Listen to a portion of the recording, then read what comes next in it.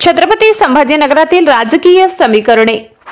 निष्ठावंतांच्या मोहिमेवर माजी महापौराच्या निर्णयाचा परिणाम छत्रपती संभाजीनगरच्या राजकारणात पुन्हा एकदा नाट्यमय वळण आले आहे।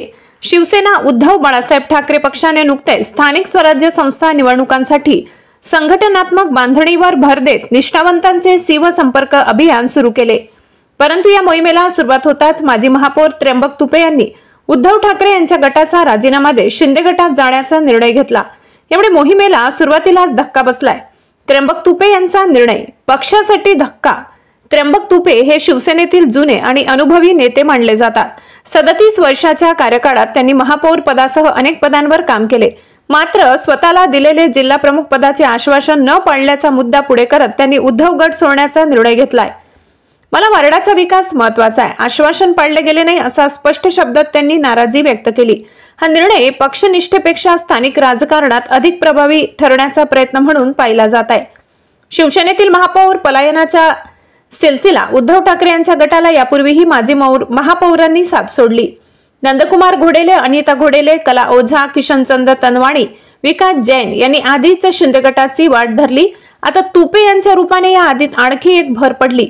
महापौरपदी काम केलेले बहुतांश नेते उद्धव ठाकरे यांना सोडून शिंदे यांच्या गटात जात असल्याने हा प्रवाह संघटनात्मक दृष्ट्या उद्धव गटासाठी चिंताजनक आहे। निष्ठावंत मोहिमेला सुरुवातीलाच धक्का। आजच छत्रपती संभाजीनगरात अंबादास दानवे यांच्या नेतृत्वाखाली निष्ठावंतांचे शिवसंपर्क अभियान सुरू करण्यात आले। या मोहिमेत 9 तालुके आणि महापालिकेचे 115 वार्डामध्ये संघटन बांधणी करून जुने नवे शिवसैनिक यांची सांगड घालण्याची तयारी आहे। मुंबईतील नेते अनिल देसाई, विनोद घोसाळकर आणि रवींद्र मिर्लेकर यांच्या उपस्थितीत प्रशिक्षण शिबिर भरले। मात्र त्याच दिवशी त्र्यंबक तुपे यांच्या राजीनाम्याची घोषणा होणे हा उद्धव गटासाठी मोठा मानसिक धक्का ठरलाय। शिंदे गटाचा आत्मविश्वास वाढला। तुपे यांनी शिंदे यांच्या नेतृत्वाखाली काम करण्याची तयारी दाखविल्याने शिंदे गटाचा आत्मविश्वास अधिक वाढलाय। शिवाय पालकमंत्री संजय शिरसाट यांनी 2 माजी आमदार लवकरच पक्षप्रवेश करणार असल्याचा दावा केल्याने उद्धव गटावर आणखी दबाव निर्माण झालाय।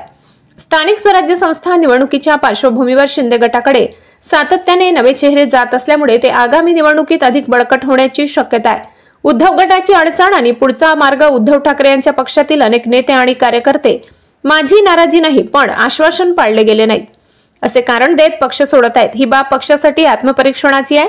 संघटनात्मक वचनबद्धता पाळण्यात अपयश आल्यास आणखी कार्यकर्ते दूर जाऊ शकतात। त्यामुळे निष्ठावंतांच्या मोहिमेद्वारे कार्यकर्त्यांना मानसिक बळ देण्याची आणि स्थानिक पातळीवर विकासाचे स्पष्ट रोडमॅप दाखविण्याची गरज आहे।